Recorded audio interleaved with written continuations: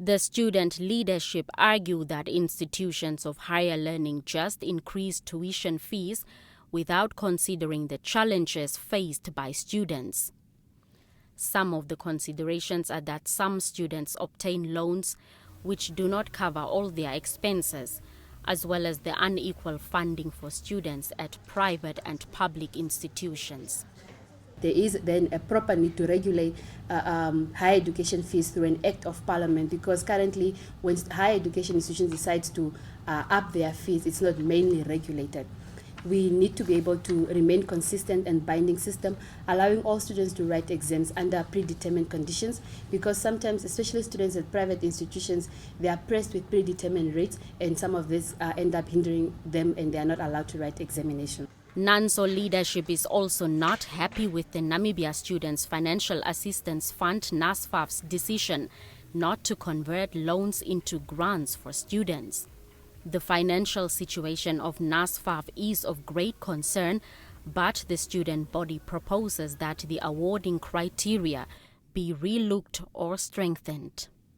Any Namibian student that qualifies in terms of academic performance, but also those who cannot afford, must also then be funded. And this is one of the decisions that we've made. And now we have seen that 12,000 students are eligible, but they cannot get funding. And because of the shortfall that the fund is going through. We also want that the fund or stakeholders remove the interest on loans. There shouldn't be any interest on these loans given to students. Government promised to review the proposals of the student body. President Hage Geingob also want parents who can afford student fees to help find solutions. Majority of the money to those institutions come from the budget of the government. On top of that, you have scholarship scheme. So since we value education, we are really doing what we can do.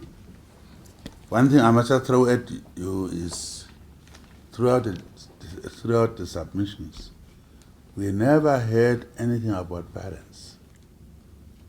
You don't have parents, all of you.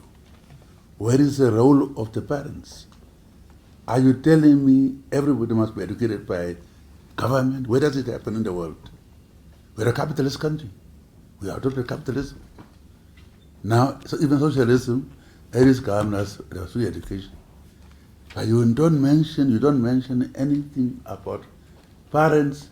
You don't separate between the rich and the poor. Must government also pay for rich people's children?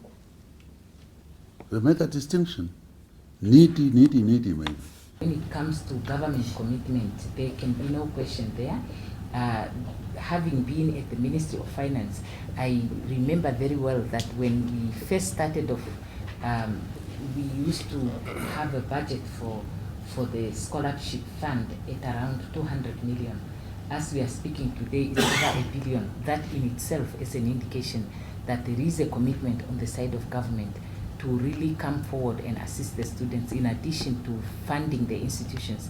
The 2014 election manifesto of SWAPO Party outlines the possibility of government providing free tertiary education.